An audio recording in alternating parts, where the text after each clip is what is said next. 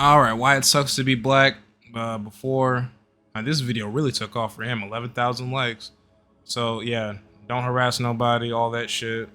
I know I'm saying this. I'm pretty just much just saying this to cover my own ass. But let's be real here. I have like 800 subscribers. This guy has like 7K. If anybody's gonna get harassed, it's more than likely gonna be me, and I really don't care. I love that negative. I love the negative energy on the internet. You're born into melanin like it's a lottery prize. Except the only thing you win is suspicious glances, and a lifetime supply of people clutching their purses, like you're holding a machete made of stolen sneakers. You don't get a manual, you get history, heavy, bloody, and constantly denied. Except the only thing you win is generational trauma, suspicious glances, and a lifetime supply of people clutching their purses, like you're holding a machete made of stolen sneakers. You don't get a manual, you get history, heavy, bloody, and constantly denied. You grow up fast, not because you want to, but because the world insists you do. You're 6 years old and someone already calls you aggressive for raising your hand too enthusiastically. You're 10 and teachers describe you as a handful when you're just bored. Meanwhile, your white classmate throws a desk and gets labeled energetic. You're a problem. You learn early that black excellence isn't optional, it's survival. You can't be average. You have to be exceptional just to be treated as human. You run faster, speak clearer, smile wider, because anything less, and people start using words like threatening, or ghetto, or intimidating. And if you mess up, congratulations, you just confirmed every stereotype in the book. People don't see you. You walk into a store, and suddenly you're the unofficial suspect. You walk out, and someone's watching to make sure you didn't steal the floor tiles. You say something smart, and people act like you're the CEO of NASA. Wow, you're articulate. Do you want a cookie, or just basic respect? Police don't protect you. They patrol you. Sirens aren't a sign of safety, they're a warning. You get pulled over and your heart rate doesn't rise, it skyrockets. Not because you were speeding, but because you exist. You keep your hands visible, your tone polite, your movements slow, as if you're auditioning for the role of harmless civilian number one. And even then, it might not be enough. Everyone loves black culture until it comes with black people. They want your music, your slang, your style, your dance moves, your entire aesthetic, stripped of context and sold in bulk at urban out. This dude must have gotten some game from one of the grassroots channels. He must have. A lot of the stuff he's saying is... I just know some BS is about to come. I know it's gonna come out of left field. Like, he's doing okay so far. I'm not gonna say he's hitting all the points. He's doing okay so far. But yeah. Outfitters. But when you speak up about racism, suddenly you're too political. When you talk about your experience, why does everything have to be about race? Maybe because everything is. Dating? Oh, it's a carnival. You get people who say, I've never been with a black person before, like you're an exotic Pokemon. Others treat your existence like a fetish, or an experiment. I just love your skin tone. You must be so athletic. You're not like other black people. Thanks, you racist discount romance novel. Representation. You grow up watching TV where your only options are thugs, sidekicks, and trauma flashbacks. If a black character survives more than 15 minutes in a horror movie, it's considered a plot twist. When you finally get a show or movie that shows black people just existing, critics call it niche or too urban, because apparently white teenagers battling dragons is relatable, but your actual life is too specific. Work is a circus. You have to code switch like your paycheck depends on it, because it does. You monitor every syllable like it's being graded by HR. Speak too casually, and you're unprofessional. Speak too assertively, and you're hostile. Wear your natural hair, and suddenly it's distracting. You spend your life curating an acceptable version of yourself, like a museum exhibit with Wi-Fi. You're either not black enough or too black, depending on the audience. Like there's a correct dosage of your identity. Too polished? You're accused of selling out. Too raw? You're angry. You're accused of selling out. The correct dosage of your identity. Too polished? You're accused of selling out. Now you sell out when you sit there and coon out. Straight up, that's what selling out is. When you basically you find some success and you don't do anything to fight the system of white supremacy, but you sit there and submerge yourself into it. That's when you've sold out as a black person. Let's be real here. Too raw. You're angry. You can't just Yeah. be black. You have to be the right. I get the when I used to work at a supermarket, I can tell like these supermarkets nowadays, bro, like you gotta fit in with a certain crowd. It's like the certain jobs are like school, man, like high school and shit. Because it's like there'll be soft ass people, and like you can just tell. Like I can wait. Maybe I'm too aggressive or something. I'm too assertive or whatever. But I can just tell. Like they're thinking in their head, "Oh, this guy, it's real aggressive. Oh, this guy's a little wild." Yeah. Like I don't. The soft-spoken Negro, I don't like that shit at all. I hate that shit. Anyway. Kind of black, as determined by people who still confuse cornrows with a political statement. You mention racism, and people respond like you've accused them personally. I don't see color, they say. Congrats on your visual impairment, Karen, but I do. The world certainly does. Job applications see it, loan officers see it, judges and juries and real estate agents and dating apps all definitely see it. Saying, this guy must have gotten he must have watched the grassroots videos. He must have been paying attention to one of their channels. Professor of Black Truth, Tariq Nasheed, Jason Black. He must have watched one. Yvette Carnell. He must have watched one of them. Neely Fuller Jr. This right here, he's touching all the areas of where white supremacy rules. All the areas. Are you noticing that? Just saying. I don't see color doesn't make you woke. It makes you useless in a system built on seeing it. The education system gives you slavery in February, MLK in bullet points, and Rosa Parks as the lady who just wanted to sit. No mention of resistance, rage, or radicalism. Just sanitized history. Yeah, they give us that month and they give y'all a month to... They reluctantly give us the shortest month of the year, and they give y'all, the homosexuals, an entire month to parade around and have your dick out in front of children. But yeah, they want to... You see, this is what I'm talking about. Because Tariq Nasheed touches on that topic a lot. The civil rights movement wasn't just peace. We was turning up in the streets. Turning up. Just like with slavery. Turning up. They had to let us go.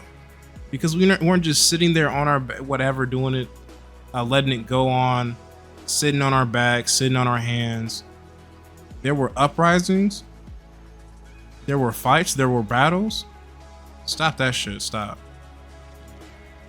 So yeah, he's right on that. He's getting this game from somewhere. But what he needs to do is touch upon white supremacy. If he touches upon white supremacy, the video will be he'll get a like from me, guaranteed. Served with a side of lies. They skip over redlining, COINTELPRO, the prison pipeline, and every government program designed to ruin your neighborhood while blaming you for the debris. You don't even get clean air without a fight. Your neighborhood ends up next to landfills, power plants, or highways because zoning boards treat black lives like they're disposable. You grow up breathing toxins, drinking questionable water, and wondering why asthma runs in the family like a curse. And when you speak up, they call it complaining. But if this happened in a suburb, it'd be a national emergency. You're expected to forgive instantly.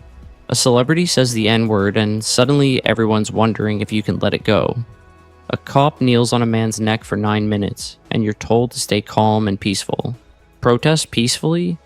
You're not doing enough. Protest loudly? You're doing too much. Riot? See, this is why we can't take you seriously. You get labeled violent just for raising your voice. And here's the thing. This is one thing I really don't like about the video. He's constantly looking and concerned about white approval. That's a big dislike I have with this video. We, the real grassroots, real black Americans, don't give a fuck what white people think. Niggas that sit there and be like, why can't we just all get along?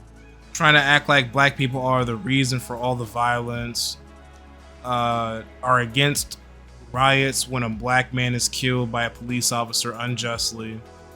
Those type of niggas, we call those coons, and if they're immigrants from another country, if they're Caribbean or African tethers, they are considered, well, I just said it, Caribbean or African immigrants, they are considered tethers, which is basically an immigrant coon. It is what it is. But that's the one thing I really hate about this video. He's looking for approval left and right from the white person. Oh, what if I do this? What do you think of that? That defeats the entire purpose. That defeats the entire purpose of why you did it. It's not for approval. It's to send a message. Meanwhile, white kids burn couches after football games, and it's called school spirit. Even joy gets policed. Meanwhile, white kids will go on trips, camping trips with their token blackie, and that black kid ends up underwater drowning or some shit, or miraculously dead. And all of a sudden it's, oh damn, I don't know, we don't know what happened.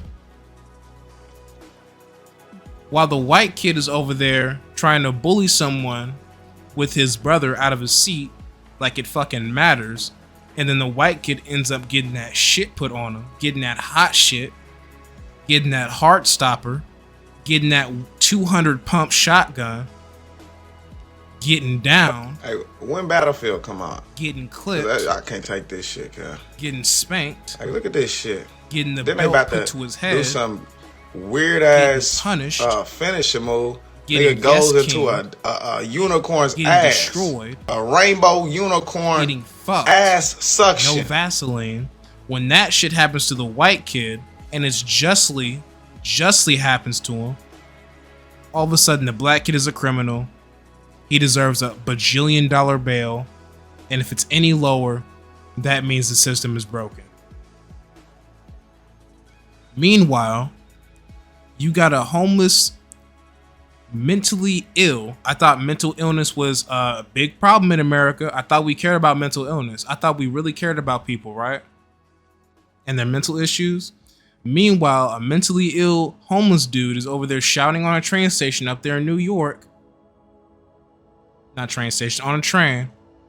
And then a white dude can sneak up, choke him out for like 10 minutes until he's dead. And then all of a sudden it's, oh, he did nothing wrong. That was self-defense. Even though it's confirmed he didn't touch anybody, didn't harm anyone. They want to bring up a criminal record like it had anything to do with that fucking day. Cut it out. So yeah, that's what it is. You laugh too loud, it's a problem. You dress too bright, it's hood. You celebrate your culture, and someone accuses you of reverse racism. You dance, and it's copied. You protest, and it's vilified. You win, and people ask if you had an unfair advantage. You lose, and they say, well, at least you tried.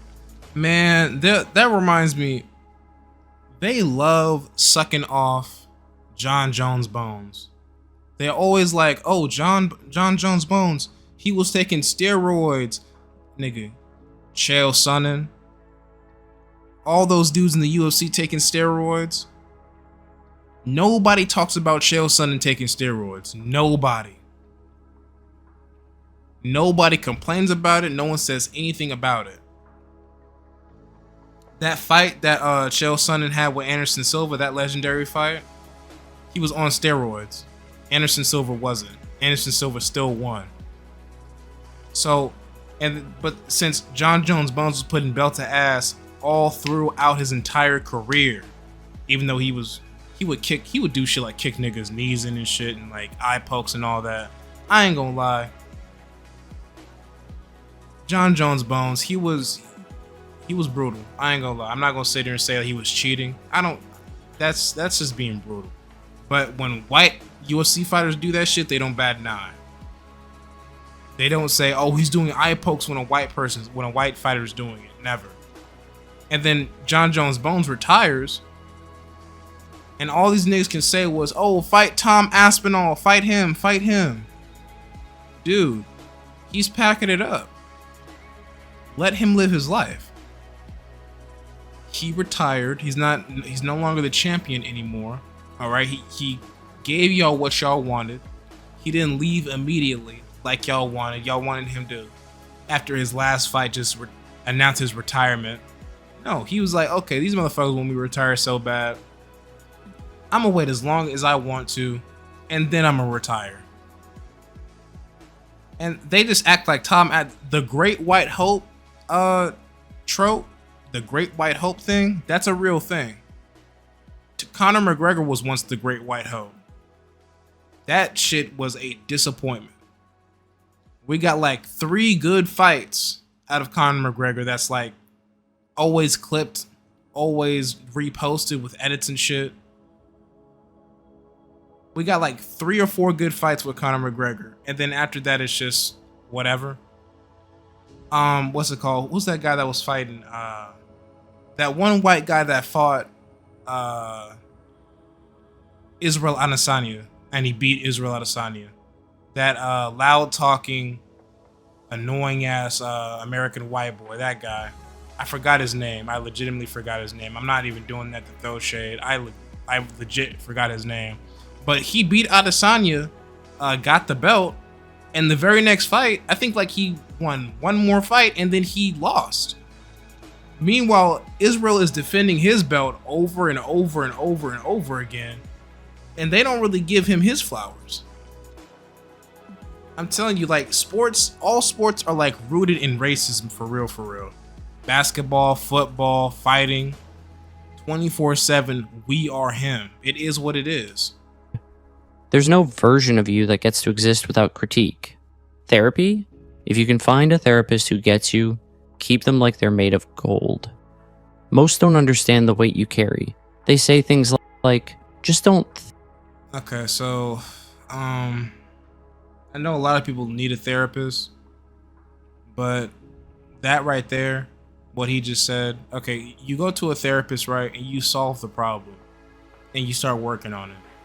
Do not go to a therapist your entire life. That defeats the purpose. I know I've been rambling a lot this video. I'm turning an 8-minute video into like a 20-something minute video. I don't give a fuck, I ain't gonna lie. That reminds me of this girl that I was dating back in high school, right? And she was like, her mom is big as a house, right? And she would go to a therapist a lot, and I ain't gonna lie, that girl did need a therapist. I ain't gonna lie, that girl was off her rocker. I don't know if she's got it better, but yeah, off her fucking rocker. And one thing I remember her doing is she would talk in a very fake language. Like, it was so cringe. I don't know why I dated her, bro. I ain't gonna lie. I was going through a dry spell. I was a young ass teenage, just new to high school, and I was like, bro, I need to get with something. You know, her ass was a little fat, so I was like, fuck it, let's do it. But anyway, I'm sitting here, and I'm just sitting through her cringe, and at the time, I'm just like, oh, she's so cute. That chick was crazy. And just this little side note, I went to her profile. Last time I checked out her profile, I think she has like a baby, so you know, that's great. And also in her bio, it's she, her, they, them.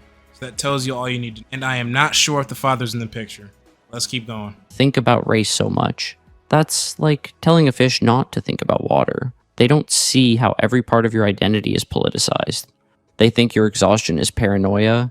They don't get that. Well, it's not just our identity, it's all identities involved with race, especially white people. Racism, white supremacy runs everything around the world, all areas. It runs everything. White people have their hands in everything. I don't care if the Asians are giving them a run for their money. The Asians like kissing white ass. Them Asian men are mad as fuck too. Ever since the internet started really taking off and all these white men have been moving over there to Asia, to China, Japan, all that shit, them Asian men really, yeah, they're pissed.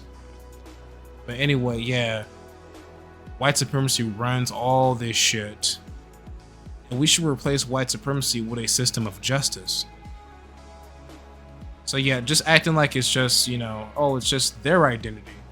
No, it's concerned with y'all too, because you guys get privileges, you guys get slaps on the wrist, you guys get excused, you guys get nepotism, you guys get all sorts of handouts all the time, 24/7.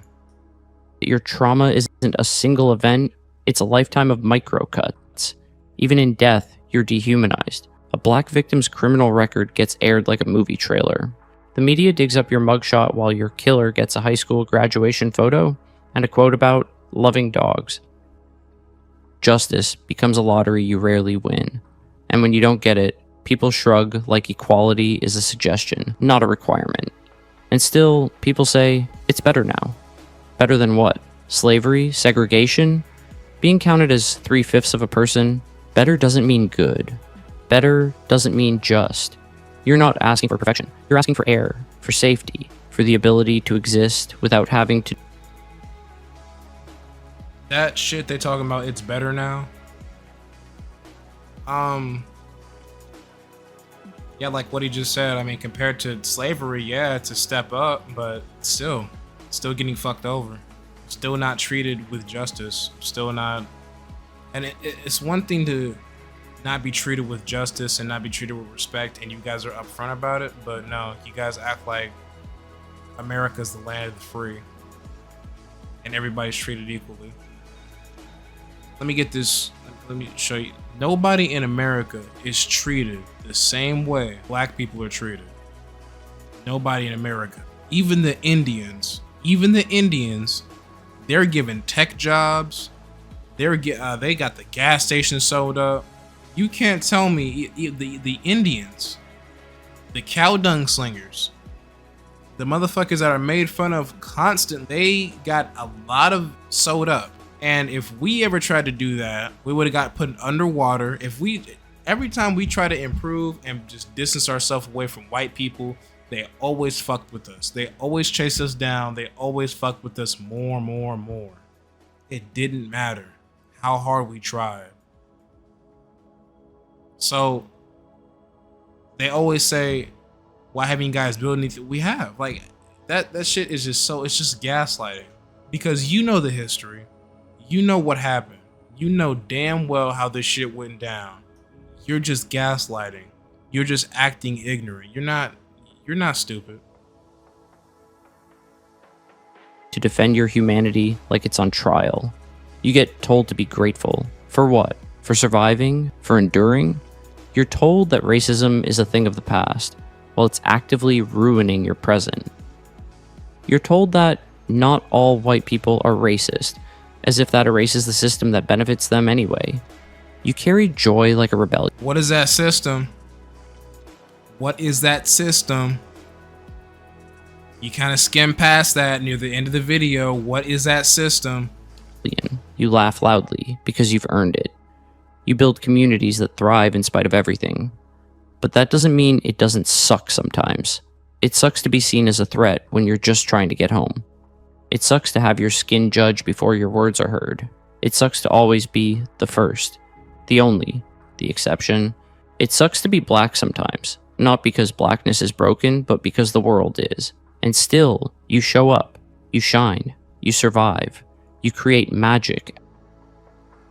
This nigga got poetry slams out the ass. But yeah, you know what? This video wasn't too bad. You can't get my like from me, bro. But this video wasn't too bad. Alright, you got your sauce from the grassroots. You kind of tiptoed around a couple things. But hey, whatever. You did your thing there. 11,000 likes, you did your thing. Alright, y'all. I'm gone.